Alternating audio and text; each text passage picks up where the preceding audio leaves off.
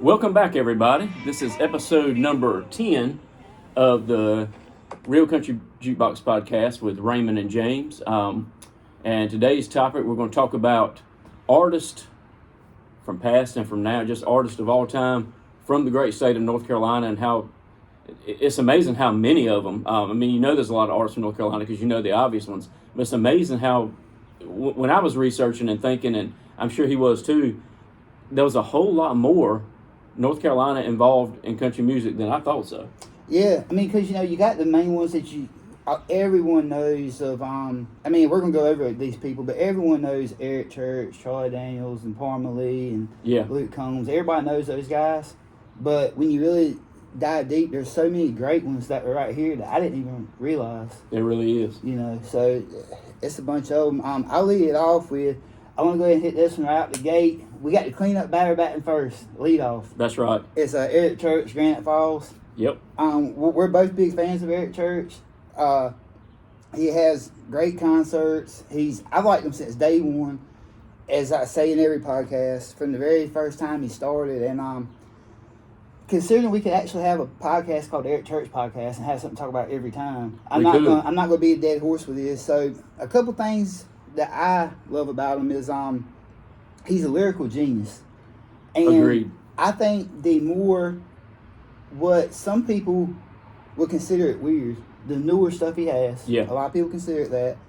I think that when you listen to some of those lyrics, even if you don't care for the song, sometimes you'll hear the song and know the song, and maybe 4 times later, you pick up on a play on words that you had no idea was even there. Definitely, absolutely. Especially that Desperate Man album. And he's so like, and some people just think this is weird, but to me it's intriguing. There's the when he on the Desperate Man album, there's some terminology he uses, you don't even know what it is, you got to pull out a dictionary, and some people said that's too much. Right. But he's very philosophical. Yeah. So I don't consider it the same as he used to do, but I appreciate it, and he does things his own way. Yeah. He's not everybody's cup of tea. I know a lot of people that just don't care for his style and stuff like that, and his music's definitely evolved and everything. But I think it's evolved to a degree, and I don't love all of it, but I love Eric Church. He's in my top 5 favorite artists of all time, to be honest with you. And he's not everybody's cup of tea, but I love his music. He's one of my favorites. Mm-hmm. And I think he's evolved as like to what's going on in his life. So I think that's a different evolve than I'm changing to this or I'm changing to that, that sort of thing. Yeah, and that was another thing too that I think about when it comes to Eric is the older that he gets and the music he puts out, even like in the Outsiders album. Yeah. He lived such a he didn't live, but the album was based so much on like a rock sound. Yeah. That some of the songs portrayed like the rock star lifestyle. But one thing that I love about Eric is, unless someone knows something I don't, he seems to be a straight up family man. Yeah. He's never in the tabloids. I think he definitely is. Never in the tabloids. Always talking about his kids. Matter of fact, the last time that I saw him in concert, his second son was born that week. And I don't want to speak out of context and say that day. But I do know it's March 18th because we were there for my birthday. My birthday is March 20th. Okay, yeah. So I don't know if it was that exact same day, but his son had just been born, and he was just like telling everyone about it. Took 10 minutes away from the concert to talk about his son. So, that's awesome, man. Those are my 2 main pointers, and I think that's a lot. Those 2 things I just said is the reason why Mr. Misunderstood, his 4th album, is not just my favorite album of his, but my favorite album of all time. I have heard you say that numerous times, and I understand it. Well, because of the play on words he uses, and you get so much of it's almost like following the Outsiders album. Yeah. He mentioned several times in there about wanting just silence. Yeah. And just to sit back, enjoy life at home, and stuff like that. Yeah. So that to me, that's kind of like my 2 main pointers outside of the norm that we use for him. Right. So I know we'll be doing a top 10 favorite songs of his and stuff at like some that. point, definitely, yeah. And it's gonna be hard to choose between them. Yeah. I'll say this too. I was fortunate enough early on, before he really exploded to what he is now, to get to see him in some more personal, like intimate settings. Like I saw him at Walmart, you know, playing in the middle of the store, That's crazy, and saw man. him, you know, at State Fair, you know, when I'm sure the place wasn't full. I was fortunate enough to do that, and some friends of mine, like me and my brother, used to go all the time, and then Jason and Jessica Cox, two really good friends of mine. If they're out there listening, I know they listen to this sometimes. Shout out to them. We followed him all over the place for a long time, man. And I was fortunate enough to. One of my most prized possessions is we saw him at Tar Heel Opry House. There can't be many reasons anybody wants to go there, but we saw him at the Tar Heel Opry House, and I was fortunate enough to catch him and get a guitar signed, and that's one of my most prized possessions I've got. But yeah, definitely one of my favorite artists, man. Enjoyed following him for a long time, and I'm glad he's getting his just due now. Yeah. Yeah, for sure, man. I agree. Yeah, he's definitely in my top 5. Absolutely. But anyway, I'll let you name a second one. Another one I like to talk about, man, is also one of my favorite artists, man, is Jason Michael Carroll. Oh, yeah. From Youngsville. You know, to me, and I've said this before, to me, he has got one of the best, just, if you're just looking at voice, I mean, he's great all around, but just voice alone, one of the best and most versatile voices I've ever heard in country music. And it's just, we used to go see it. We've seen him a lot of places. We used to go see him at the Long Branch all the time, which was kind of hometown for him.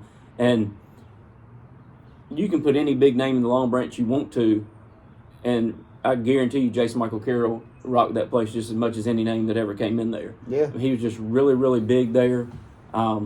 His live show, he came here to the Greenville Convention Center one time. His live show is just phenomenal. And the nicest guy you'll ever meet, man. But Jason Michael Carroll, man, I love all of his music, and those first 2 albums especially. Probably my favorite song is Growing Up is Getting Old. That's a really good song. Yeah. Where I'm From is a great story song. But Jason Michael Carroll, man, I mean, he's still playing all over the place. He's still killing it. But props to that guy for just being so good, North Carolina homegrown. Yeah, well, you know, in the podcast, I don't know what episode it was right offhand. It was either 5 or 6, but we did our top 10 songs from 2009. Yeah. And my number 10 is Where I'm From. I love it. Yeah, I love that song too, but other than vocals, one thing I want to point out is everyone has great songs that are like tribute songs. Right. And George Strait's one people love to do. I Yeah. love the George Strait cover band. I do too, That is man. hilarious. I saw I've never seen his live show, but I watched I saw a concert of him on YouTube where he was telling the description of how he wrote that song. Yeah. Have you seen that? I have not seen that. Anyway, But now I want to. Yeah, it was a crowd of folks out there. You know, he's telling the description. He's like, I had this idea for a song, and I could be paraphrasing a little bit. He's Yeah. like, I got this idea for a song. You know, so he called his buddy up and said, "Hey man, what you got going on this afternoon?" He was like, "Well, I got a little bit going on. Wow, what's up?" He said, "I got this idea for a song." Guys like, "We can't wait." He said, "Well, it's really good, man. I got some beer and everything. I'll bring it over." He's like, "Okay, well, come over then." And they wrote it like that day. That's cool, man. And it is great. But you know, it's hard to mess up a George Strait tribute song because all of them are good. Yeah, you're gonna have to send me the link for that. Okay. I want to. You told it well, but I want Yeah. to hear that story again. Yeah, it's hilarious. So, but yeah, the next one I want to talk about is Randy Travis. Yes. Yeah, he Randy Travis to me is one of those that it was some of the countryest sounding music that came out of that era, and What a career. yeah, and that's just like I think it was in our collaborations when you mentioned the George Jones. Was Few was Old that when Country you Boys. mentioned it? Yeah, I think it was in the collaborations. even George Jones said in that, you know, that he could tell that something was coming down the line is the way he worded Yep. it. So, yeah, Randy Travis to me is from he's from Marshville, I believe. That's right, Marshville. I looked at Marshville to see where it was on the map. I tried to. We know where some of these people are from. And I have no idea where Marshville is. Yeah, it seems to be, if I remember correctly, because some of these we knew where some of them were from offhand. Yeah. But some of them we had to look up. And Marshville, when I found that, I think it's kind of like near the Charlotte. It's somewhere where the Carolinas start to meet. Okay. So, but anyway, that's about what I have on Randy Travis. Okay. And one cool tidbit on Randy Travis, I mean, his career was huge, obviously, but I remember kind of mirroring what you just said about how he kind of took the George Jones style of country music and kept things traditional when some people won't. Even before music got to where it's at now, there was a brief spell. I've heard Alan Jackson talk about it, so I know it's true. There was a brief spell, like I don't want to pinpoint exactly when it was, but it was pretty much right before Randy Travis hit the scene. Country music hadn't gone like pop or snap tracks or whatever it's going to now, but it had kind of changed a little bit, kind of more rock oriented. It was still good music, but it kind of had a rock feel to it.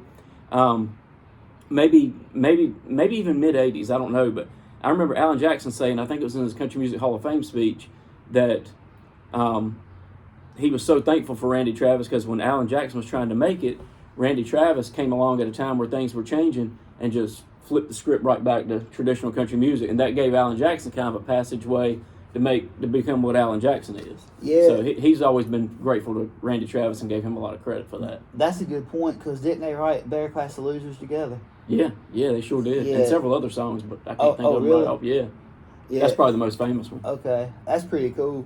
Not quite on the popularity that these guys we just mentioned had, but there's one that's local more to my area is R.T. Johnson. Yeah. He when he was like hit it big around our area, he everyone would love to go here and play or whatever. Well, I was traveling, so I was always out of the state. I wasn't even around here to go hear it. Yeah. So I didn't know about the hype or whatever from it. And it's hard to tell with a lot of these newer people if it's going to be real country music. Well, one day I heard on regular radio a song called Thirsty Weather by him. Yeah. It was about 3 or 4 years ago. And man, I was like, this song it's legit, you know. So then I started looking up some of his music, and he's got several good songs that aren't even, he's got like, it's a song called like Turn Road. Uh-huh. I love that. American Tough. And Daylight Southern's Time. Yeah. It's all these different songs that I haven't ever heard on the radio. But And you exposed me to him, so yeah, you had sent me. Yeah. Yeah, so just about everything he does is awesome. He always packs a big crowd. I know I saw some pictures on Facebook where just a week or two ago he was like with the Malpass Brothers in Nashville. Nice. And, you know, so he's I ain't exactly sure where he's at with his career, but I know he's got a couple singles. By the way, He's got one. That's the main thing. yeah. By the way, these North Carolina people, they all, for the most part, as far as I know, have a radio hit or at least official albums that you can stream. Right. So You just can get their music. a disclaimer on that one. So but yeah, another one that I want to talk about was Scotty McCreery, Yes. and I just kind of wanted to hit those two together because he's another one that From Garner, North Carolina. Yeah, Garner. And RT was from Ashbyville. Just Okay. if it, you know, because I try to figure out exactly where everyone's from. Right.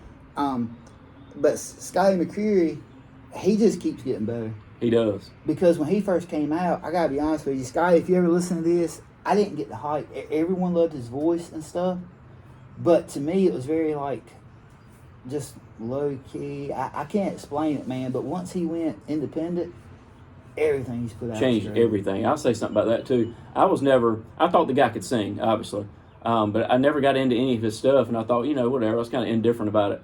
But about the time you said that changed everything when he went independent. And he put out that tribute song to George Strait that went, I think it was number one for 4 or 5 weeks in a row. Damn straight and damn straight.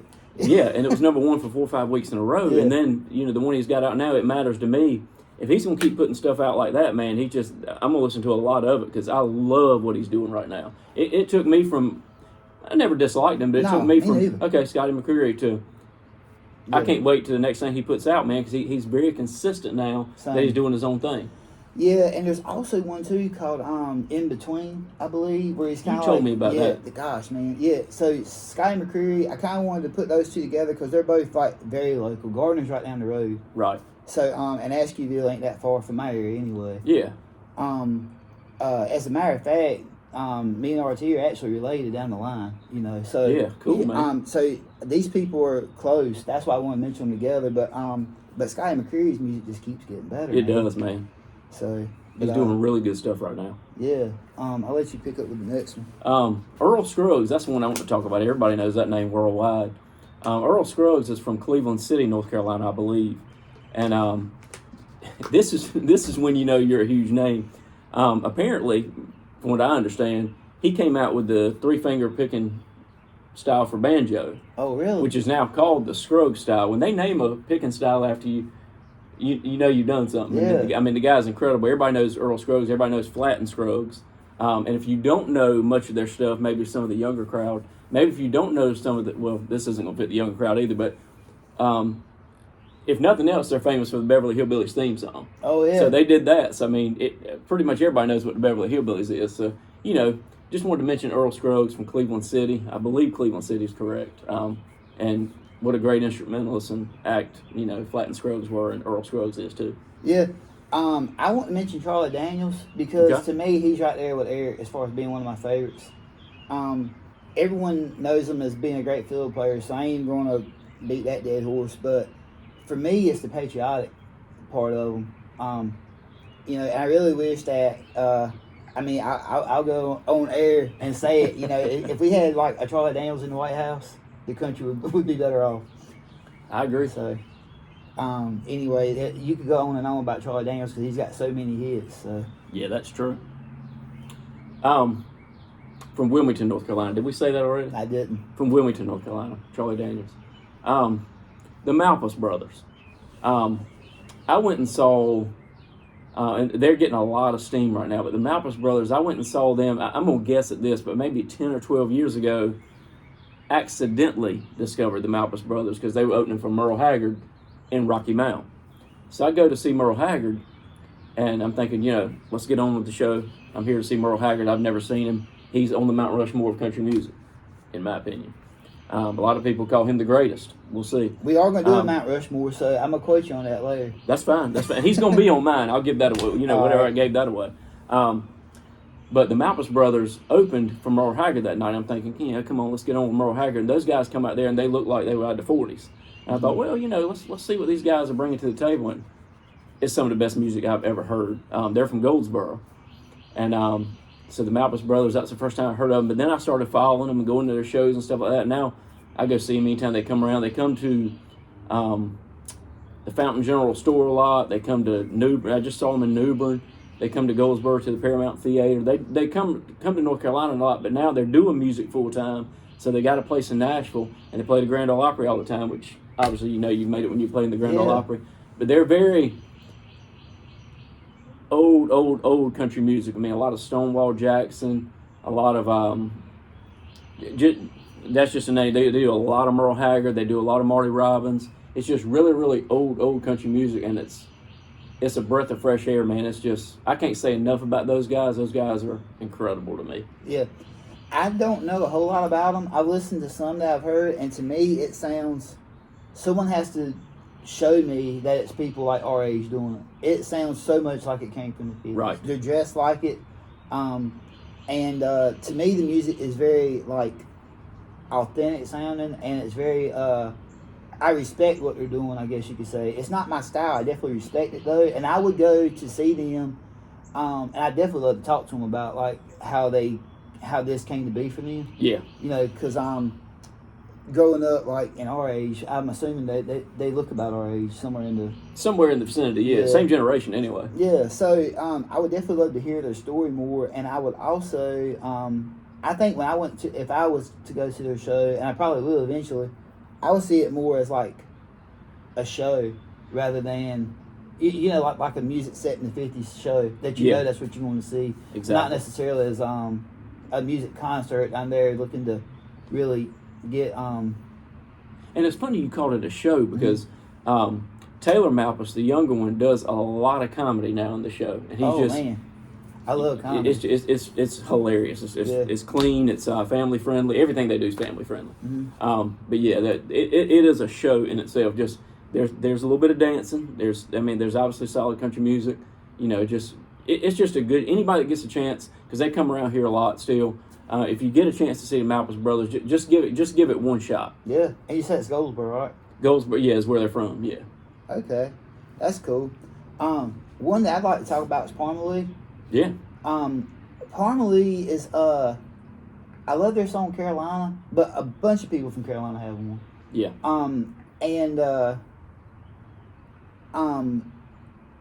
Other than that, I want to talk about the couple times that we met them. You know, they used to play at Deadwood all the time. Yeah. They had a different sound then.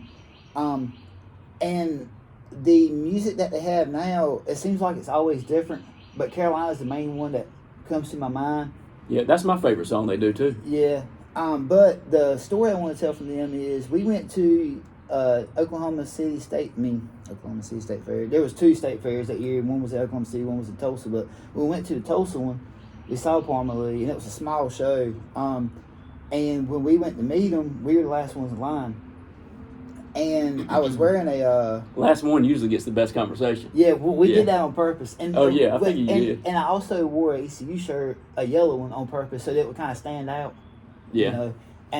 And it was obvious from a long ways away that they had pointed it out, you know. Yeah. So, but I say all that to say that when we were talking, they were asking me where I was from. I told them Farm Life, and they were like, man, we love going to that Farm Life disc golf. And it's only like 2 miles from my house. Wow. So, they didn't expect to see that shirt either in Oklahoma City, yeah, I'm sure. Yeah, so I was kind of planning for that. Right. And then that way, because that would at least give them a talking point. Yeah. You know, to ask if we were fans, because there ain't a lot of ECU fans outside of Eastern North Carolina. True. Unless you graduated from there. Yeah, yeah. So, I just thought it was a funny conversation though, and they were real nice guys and took all the time in the world. And this was before the show, so yeah, it was pretty fun. It was a lot different than when we used to see them at Deadwood. Yeah. You know. And I've never been to, I don't think, a meet and greet or anything with them like that, or had even a conversation like that. But Craig Campbell, a friend of ours, and obviously a musician, people know who he is, and out in Nashville, he has a cornhole tournament every year to raise money for cancer. And they've played in it a few times, and they're nicest guys you'll ever meet in your life. So yeah, I can see that conversation going so good. Yeah, and also too, I don't know, we didn't say this, but it's pretty obvious for most people we know, but they're from Parma Lee. I don't know if that matters or not. Right. So we're trying to say namesake. We're trying to say where everyone's from. Do you want to hit the next one? Yeah, one I want to talk about, and he's one of the biggest names in country music history too, from Robbinsville, North Carolina, is Ronnie Milsap. I grew up on Ronnie Milsap, listening to Ronnie Milsap a lot, you know, and as time went on, you know, you kind of change with like different styles of country music or whatever, but I always go back to him. I get in the mood for Ronnie Milsap a lot, and the guy had 40-some number ones.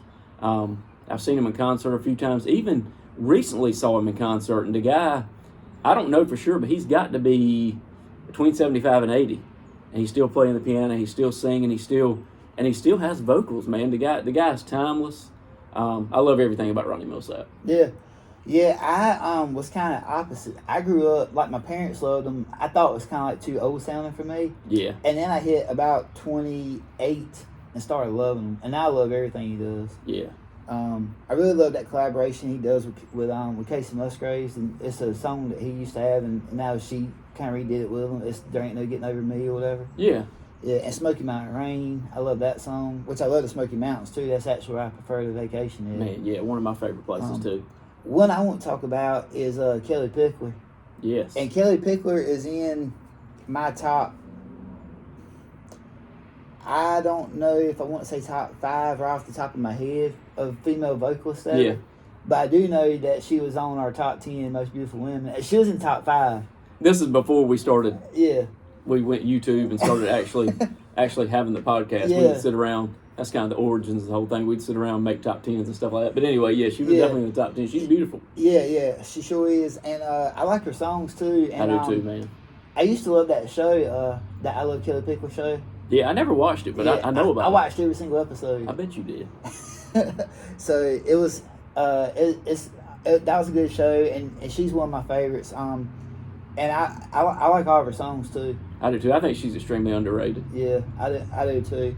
And another one that I wanted to mention that I did not appreciate at all, and I hate this when he first came out, but Bucky Covington, we saw him at that diesel sounds good by the way, but anyway, we saw Bucky Covington at the Watermelon Festival in Winterville. Yeah. It was very energetic. He's got a twin brother named Rocky, and they were very entertaining, but I didn't appreciate his music. And when I went back, because I knew he was from North Carolina, he made that very clear during the concert. But and it's Rockingham actually is where he's from. Yep. But when I went back to look at his the songs he had, you know, that A Different World. Yeah, I remember that song. Yeah, that song to me, like, it's so true. I wish it was played on the radio every single day. nowadays. Yeah, Because I think people need to be reminded of that. agreed. And it sounded very country for 2007 or whatever year it was. Yeah, and a guy like that, I don't think he can help but sound Yeah. country. That's his DNA. Yeah, and I don't know why I didn't take that song as serious back then as I do now. Yeah, and I don't know why he faded out so fast. Yeah. I thought he was good. Yeah. So Yeah, true. But anyway, I'll let you get another one I'll mention, and people don't know him for his vocals or anything like that, or for his singing, but it's Don Schlitz. Don Schlitz just became a Grand Ole Opry member, and he's from Durham, North Carolina, but he's more known for his songwriting. And he wrote Forever and Ever Amen for Randy Travis, which everybody knows that. He wrote When You Say Nothing at All for Keith Whitley and also Alison Krauss. And he's got other songwriting credits, but those are probably the two biggest ones. I mean, two of the biggest songs in country music history. But Don Schlitz, I felt should be mentioned because he's from an hour and a half from here, Durham, and he's a Grand Ole Opry member now, and just he's got a good pen for country music. Yeah. You got anyone else? Not right off. I think that's pretty much covered the ones I had in mind. There's as I was reading and researching stuff, there's probably a good 10 or 15 more, but I don't know enough necessarily about them to say too much about them. Yeah, I mentioned Luke Combs at the very beginning with Eric. So we covered him, but I couldn't remember exactly where he was from. Who's that now? It's Luke Combs. Oh, Luke Combs. Maybe Charlotte. Okay. I want to say Charlotte. I'm not 100% certain, but I think at least maybe that general area. Yeah. So anyway, I think I've covered everyone I was going to mention. Sounds good. Yeah. So anyway, we'll see y'all next week. Yeah. Thank y'all for listening, and we'll see you next week with another topic. Yeah, for sure.